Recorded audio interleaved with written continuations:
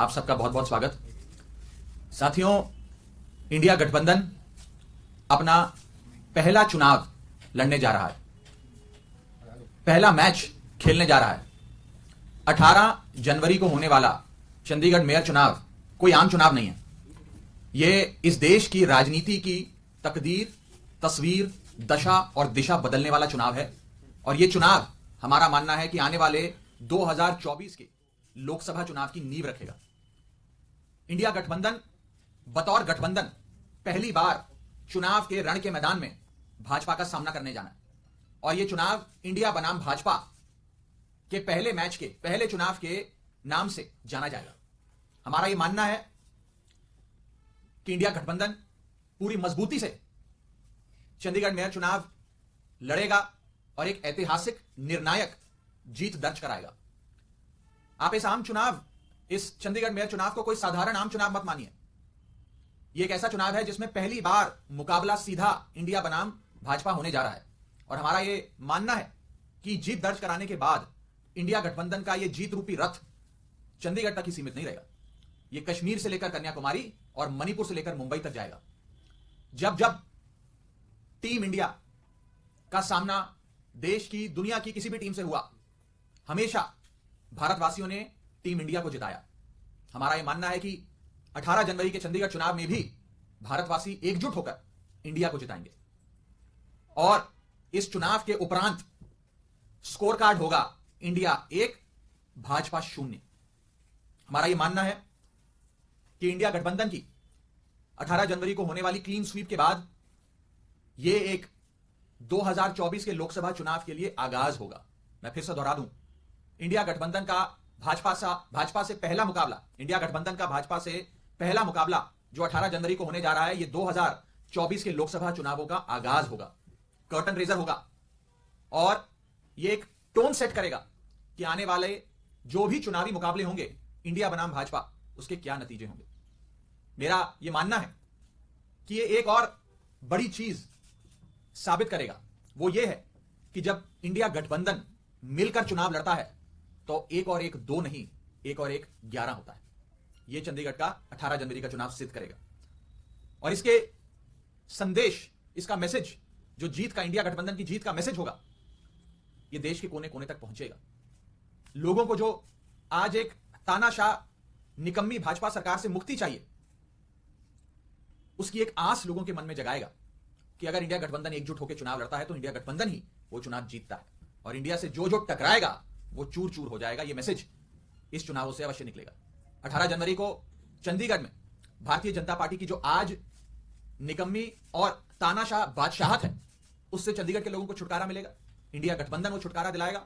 और 2024 में केंद्र में बैठी तानाशाह और निकम्मी भाजपा सरकार से भी देश की जनता को इंडिया गठबंधन ही छुटकारा दिलवाएगा। तो आने वाला ये चुनाव बेहद निर्णायक होने जा रहा है।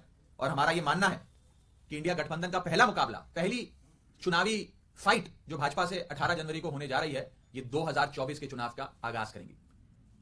इसके संदर्भ में कोई सवाल हो तो आप पूछ सकते हैं।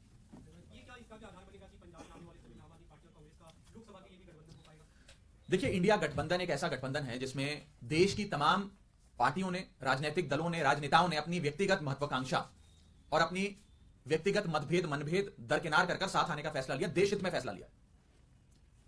अब सीटों का बंटवारा कौन से राज्यों में होगा, कौन से में नहीं होगा, कौन से राज्यों में रणनीति के तहत साथ आकर लड़ा जाएगा और कौन से राज्यों में रणनीति के तहत भिन्न भिन्न प्रकार से लड़ा जाएगा, यह फैसला सीट शेयरिंग की जब पूरी बातचीत है वो समाप्त हो जाएगी, उसके बाद दिया जाएगा। आज सीट शेयरिंग पर नॉन स्टॉप रेगुलर कमेंट्री करना उचित नहीं है। मैंने पहले भी कहा था कि जैसे क्रिकेट मैच में आप देखते हैं कि बॉल बाय बॉल कमेंट्री होती है, सीट शेयरिंग की बातचीत में, संवाद में इस प्रकार से बॉल बाय बॉल कमेंट्री नहीं हो सकती, वो संभव नहीं है। लेकिन जैसे ही कोई महत्वपूर्ण फैसला लिया जाएगा उसकी जानकारी अवश्य आप सबसे साझा करेंगे।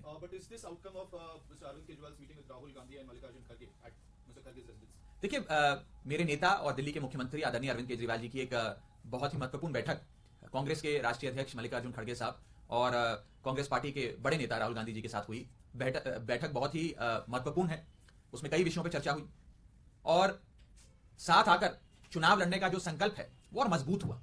मेरा अपना यह मानना है कि अगर इंडिया गठबंधन की पार्टियां, खास करके ये 2 पार्टियां साथ आती हैं, तो भाजपा के लिए 1 और 1 2 नहीं, 1 और 1 11 का जो हमारी ताकत है वो एक और 11 हो जाएगी, उसका सामना भाजपा को करना पड़ेगा। सर मेयर पद पे आम आदमी का होगा या डिप्टी? मेयर आम आदमी पार्टी का और 2 डिप्टी मेयर सीनियर और डिप्टी मेयर वो कांग्रेस के। सर सुंदरकांड करने जा रहे हैं कोई दिल्ली में, पर इसमें ओवैसी ने बड़ी आपत्तिजनक टिप्पणी की और कहा है कि आरएसएस के छोटे इंचार्ज हैं और साहबानों की बात की इस तरह से। देखिए, मैं किसी अन्य नेता ने कोई टिप्पणी करी उस पर कोई और टिप्पणी नहीं करना चाहता। जिसने जो टिप्पणी करी वो उसको मुबारक।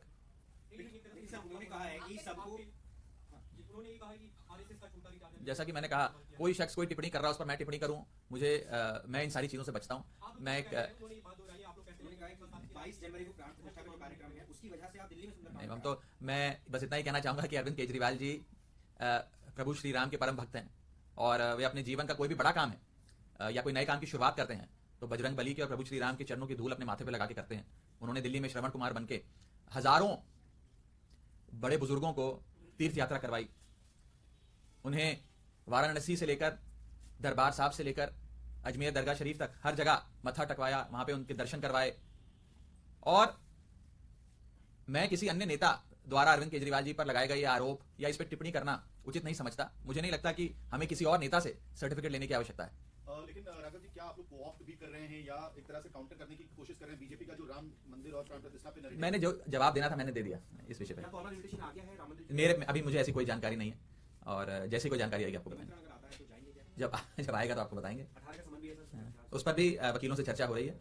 आपको 18 तारीख के और करीब आके अवश्य उस पर भी जो फैसला पार्टी लेगी, माननीय मुख्यमंत्री जी लेंगे, अपने वकीलों से सलाह कर उस बारे में भी बताया जाएगा। Raghav, can you tell us exactly what role did that particular meeting play that happened between Rahul Gandhi, Mr. Kharge, and Arvind Kejriwal? What is the Well, biggest in a- role of the in very meeting? li- Because we believe that many things were finalized at that meeting. Is it true? Like for instance, the Chandigarh deal, was it finalized at that See, meeting? first of all, since I was present in the meeting, it is only fair that I limit my discourse and limit my commentary on that meeting. However, since you've asked this question, I can say this in a very measured manner that the meeting that took place between my leader and the Honorable Chief Minister of Delhi, Mr. Kejriwal, and the Congress President, Shri Mallikarjun Kharge ji, and Senior Congress Leader, Shri Rahul Gandhi ji, was a meeting that was very, very significant. It has further strengthened our collective resolve to save India and to come together to ensure the departure of a incompetent, corrupt and dictatorial regime led by the BJP. That's the only thing that I'd like to say vis-a-vis that meeting. Sir Anurag Thakur का भी बयान आया अरविंद केजरीवाल जो है वो सुंदरकांड का बात करेंगे उस पर। मैं किसी के बयान पे मैं क्यों बयान दूं मेरे भाई? वो उनको बयान देने दीजिए। किसी के बयान पर मैं क्यों बयान दूं? आप उनसे जाकर मेरे बयान पे उनका बयान मांगिए।